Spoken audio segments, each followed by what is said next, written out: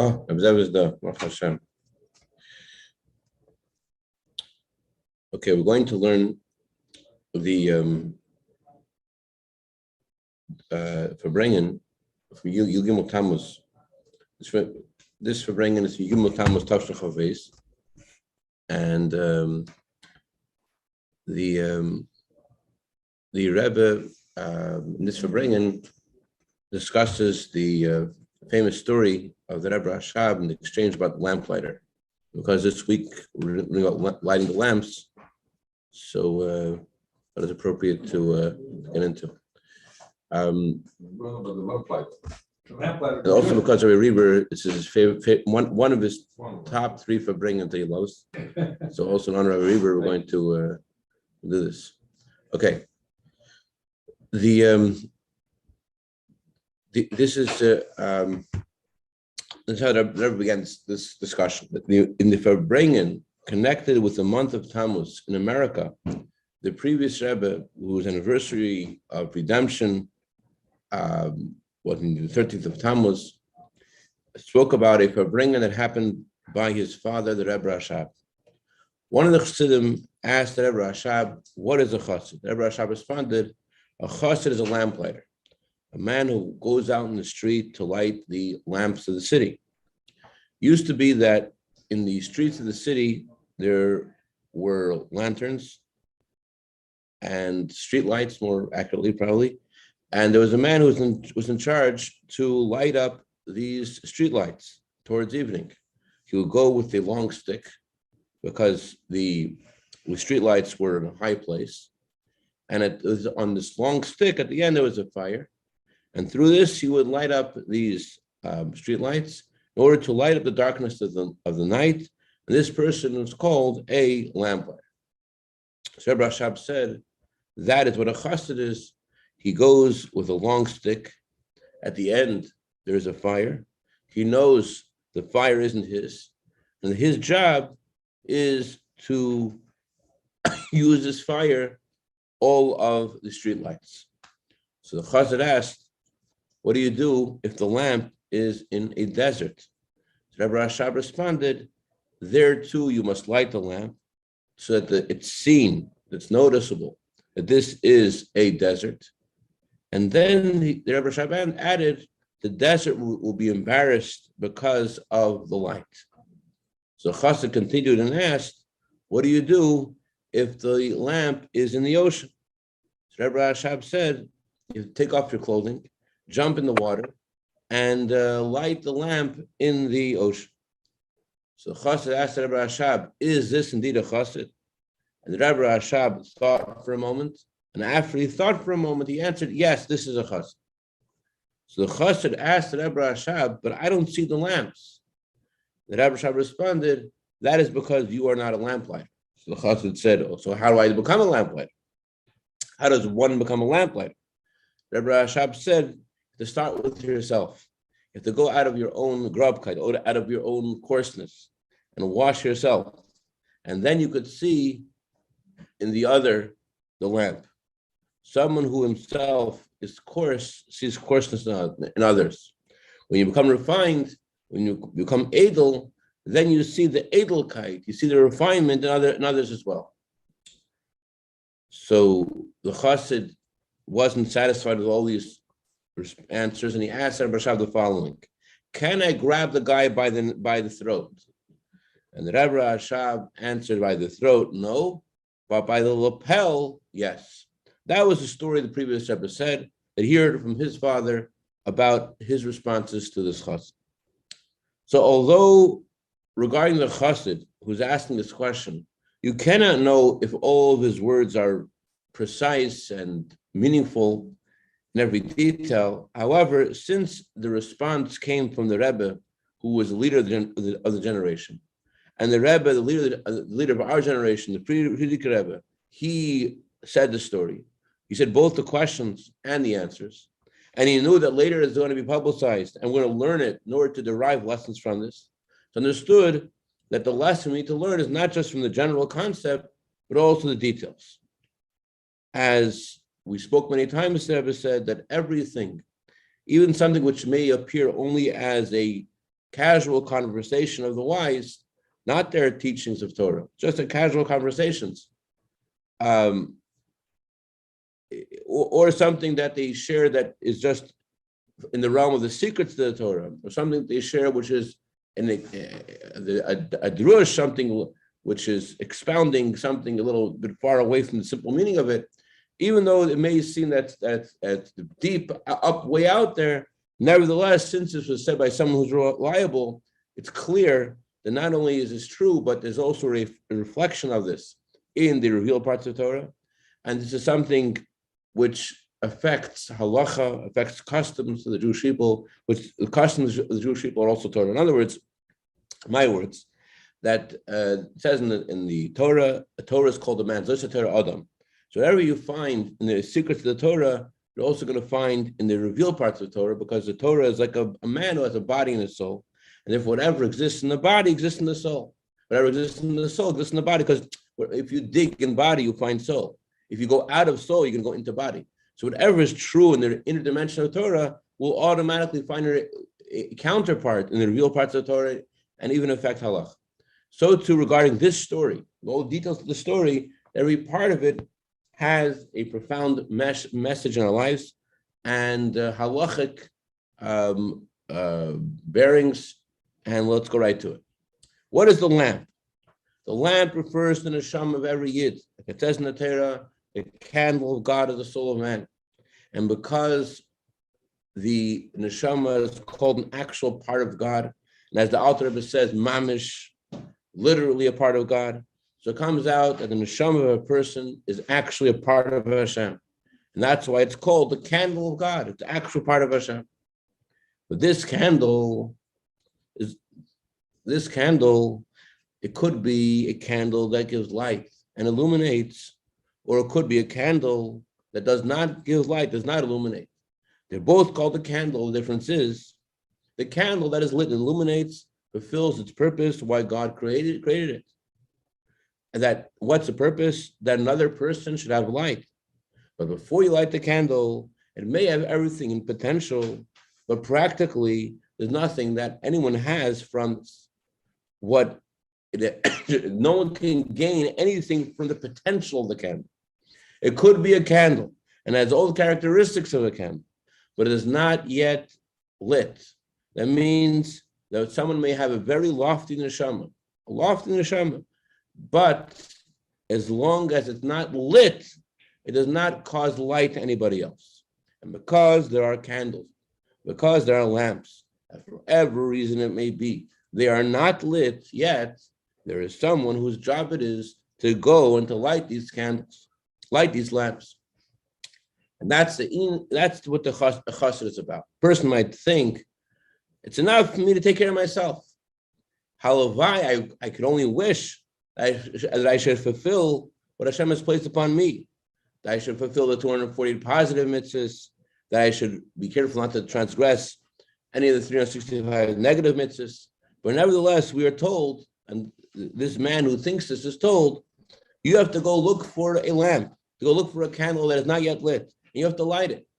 Despite the fact that at first glance, it's impossible. While you're thinking about someone else, you could think about yourself.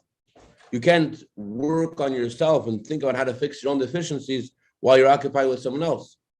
Because you're involved in your mind about thinking about someone else, so you have to give up focusing on whatever you want for the sake of someone else. And if you look in this a little more carefully, with more scrutiny, you'll discover there's another reason why you shouldn't do this. The benefit of the other person that you may be trying to help is at best doubtful. What you do with yourself, when you try to focus on your own benefit, there's a certainty that you'll be successful. Why? The other guy that you're trying to help has free will. God himself says to every single person, you should choose life, which means that the guy has a choice. Hashem helps everyone, but only helps. The choice itself is totally in the jurisdiction of every human being. And how much more so is your influence that you're trying to light up his neshama. She has free will, And if God's influence is only considered assistance, how much more so your assistance, since he has free will to doubt whether he'll listen to you or not. Regarding yourself, there's much more substantial reason to think you'll be successful, because Hashem promises us, if you try to become pure, Hashem will assist you. That means as long as you want to do this, God will assist you to overcome the war of the Yetzer Hara. It says in the Torah, Hashem says in the Talmud, I have created Yetzer Hara and I have created the Torah as an antidote. So everyone has an antidote. Everyone has a possibility to win the Yetzer Hara. Everybody. As long as he wants to with an emes, he wants to in truth, everyone could win.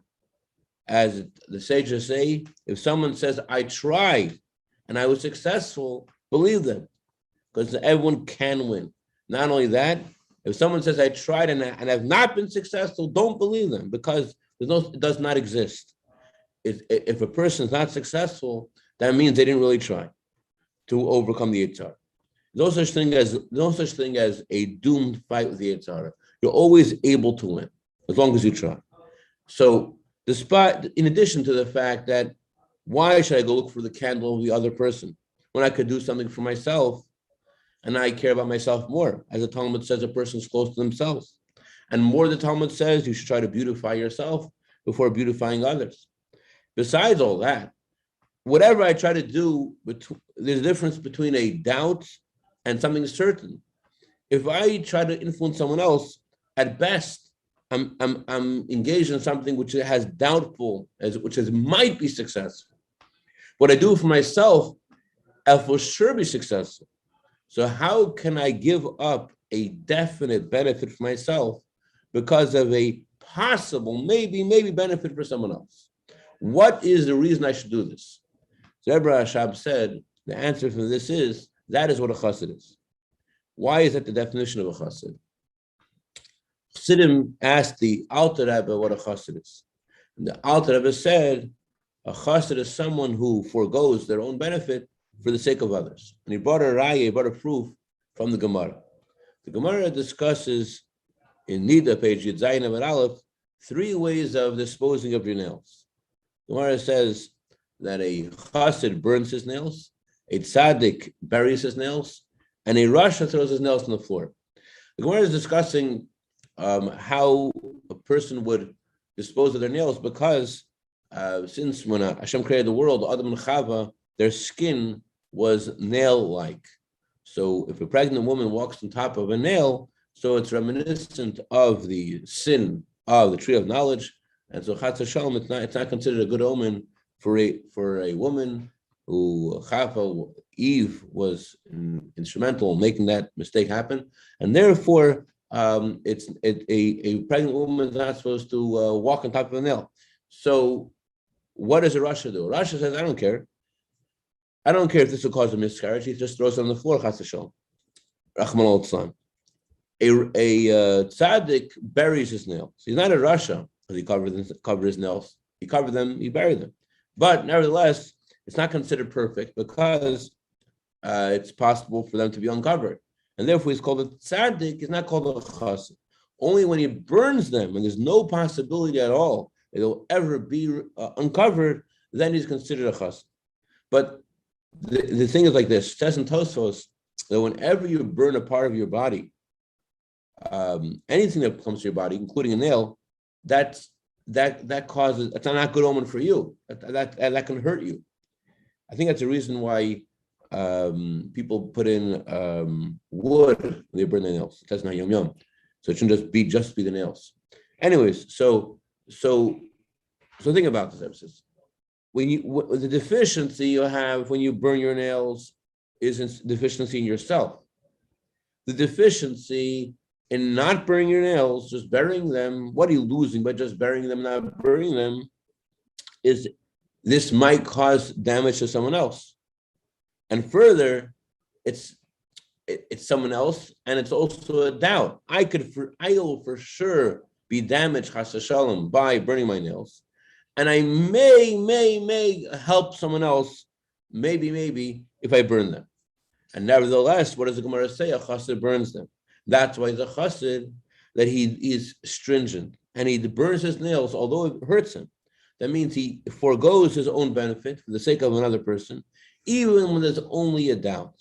And this is the content of the response of the Rabbi Rashab, that a chas is a lamplighter, that he goes and he lights up the lamps and others, despite the fact that there is a doubt whether the person will agree to be lit, even though the person who is lighting the lamp has to detach himself from all of his inyanim, from everything that he's concerned about himself. He cannot think about fixing anything for himself while he's involved in lighting another person. That's what a chassid is. He forgoes his own benefit for the sake of others. But we still have a question like this. Although there is a commandment to go and to light the lamps, though we're told to be a chassid and to go light the lamps, which really means to add goodness and holiness in the world, but the other guy, the man who has the lamp, the other person you're trying to inspire, they have free will, and they're supposed to have free will, and that's part of and parcel of the way Hashem created the world, that everyone should have free will. So if I'm going over to them to inspire them, aren't I ruining a little bit the movie? The Eibush made the world in a way that he wants us all to make a home for him ourselves, and I'm going over to that person and I'm going to inspire them. So the Rebbe Rashab answers, the lamplighter knows the fire is not his. Even though the lamplighter is going to light up all the lamps, the fact that the lamp is lit later through the oil, through the wick, it's not the lamplighter's light, rather it's the lamp's light. Sounds like a major condition to be able to light anyone's light. Right. In fact, Baal Sabrensky, he was in charge of the Americas in Australia, in Melbourne. He had like 500 books of lamplighter's. There's a book of lamplighter's in his basement. Before any of us went off to light up any lamps, we rearranged, and I was there to go to these far off cities in Australia.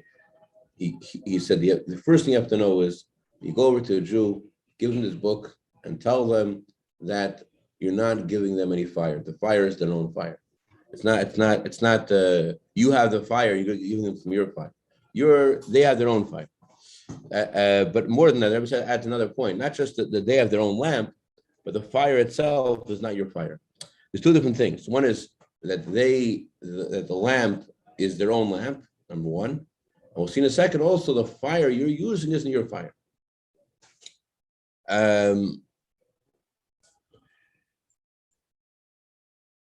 The other guy has a candle. He has the wick. He has the oil. All you're doing is to reveal what he has. You're arousing something that the other guy has. You're not bringing something outside. You're just revealing what he has. So you are indeed doing a favor for the other person. You are doing the true idea of Avos Yisrael. But what you're doing is revealing what the other person has. You are engaged in Avos Yisrael, that's for sure. But it's not that you're giving of yourself. What you're trying to do is to reveal to help the other person be like reveal their own fire, reveal their own pintaliyah, reveal their own neshama, to reveal what they have potential to the actual. And so the other person should be illuminated.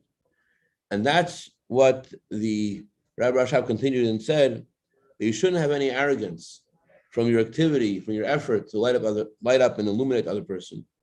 Because you should know that you are only a stick. What you're doing is similar to what the Gemara describes, ma'aseh, something that a monkey could do. You're not bringing your own fire. Rather, the Eibusher is helping this person be lit and with their own candle to be lit, and you are merely an agent for Hashem's fire. Hashem is giving the fire, and you're just carrying it. In other words, you're illuminating the other person with Torah mitzvahs. That's Hashem's fire. What are you doing? You're carrying the Torah mitzvahs to the other person. It's not your own fire; it's his. It's Hashem's fire. What is inspiring? What's going to impact the other person? It's not you. It's the fire of Hashem. So if you are trying to do something in order to brag about it, so people should call you a rabbi, people should call you a chassid. So then the Rebbe says you do not have the fire at the end of the stick. You lose; it goes out. Imagine you're going to like a restaurant's house to get a fire because it's night of Yontif. You need a fire to light the Yontif candles, and it's like Pinocchio. The second you think that this is your fire, it disappears. Yeah, you have to realize it's not your fire. The moment you think it's your fire, poof, goes out. So only when you approach the other person, light up the neshama, then you, in this way, that you realize that it's not your fire, it's Hashem's assistance, it's Hashem's fire. Then you are the real lamplighter, and that's what a chassid is about. As the Rebbe Rashab said, that a chassid forgoes their own benefit for the sake of others. But here is a question could be asked, a question which is also a question from the perspective of the revealed parts of Torah. There's a rule in the Talmud. The Torah talks about most scenarios. When the Torah says something, it's not 100%. It's not talking about 100% of scenarios. The Torah generally, when it says something, it's talking about most scenarios. In other words, what that means is the Torah's commandment is for all places and all times, but the commandments of the Torah are set according to the circumstances of most of the Jewish people. So in our situation, most Jews, when you go to them and you speak to them about Judaism, they'll be inspired. As the Medrash comments on the verse, I am asleep and my heart is awake, says the Medrash, even when my neshama is in a state of sleep, my heart is still awake to Hashem. My heart is still awake to His Torah. My heart is still awake to His mitzvahs. That means that you just need to arouse a Jew from his sleep and the Jewish heart will start to pump. So regarding most Jews, Hashem commands us in the Torah to illuminate the candle of God, the soul of man in each person. The question is regarding the minority. Is there also an obligation vis-a-vis the minority of Jews who are not in the category that are so prone, given to be inspired? Those who are not, am I also obligated to inspire the minority who are not going to likely listen to what I have to say, likely to allow their lamp to be lit? And in this minority itself, there are two categories. There are two kinds of tests that we ask Hashem not to have, or that Eov asked Hashem not to have. It says, do not give me poverty, do not give me wealth. So Talmud says, the meaning of poverty is in knowledge. The meaning of wealth is in knowledge. So these are the two extremes. So the question the Chassid asked, what do I do if the lamp is in the desert? What do I do if the lamp is in the ocean? What the Chassid was asking about was there are two scenarios where it seems impossible to inspire the other person. Do I also have the obligation to light up the lamps in those two circumstances? So what's the idea of the desert? The desert, as the Torah says, the desert is a place that no man goes, no man lives in the desert. That anyone who has any connection to being human, even the lowest kind of person, cannot last in the desert. If that's true in a physical desert, so the spiritual desert, someone who's poor in knowledge, means he has no Torah, he has no wisdom. He's a desert man. He has no good character. He has no manners. You can't find any humanness in him. Just like you can't find any humans in the desert, so you can't find anything humane in this person, anything human. In the Alter Rebbe's words in Tanya, he is called a creature of God. His only virtue is the fact that God created him. So he is like a total desert, which is also created by God, and you cannot find anything good in him. And he himself knows he has no virtue. It's like the way Chassidus explains what chutzpah is. Chutzpah, says Chassidus, means not that you think that you are better than anybody else. You know, real chutzpah is when you know you have no virtue whatsoever. and your whole being is about fighting anyways. When you hear something from someone, you have to say the opposite, not because of any reason, but because the very existence of the person disturbs your existence. It's just a plain chutzpah without any reason. There could be chutzpah because of your wisdom, because of your money or whatever. But the real meaning of chutzpah is for no reason whatsoever. The other person's existence bothers you, and therefore you fight against their existence. Therefore, ask the question: what do you do when the lamp is in a desert? When you meet a person who is, you talk to him once, talk to him a second time, and you talk to him many times, and you see that he is in a status of a creation of God. He has no virtues whatsoever. He is just a chutzpah. He's insolent, arrogant person. He has no interest in hearing what you have to say, or anyone has to say. So is there an obligation to light up this lamp? So Rashab says, when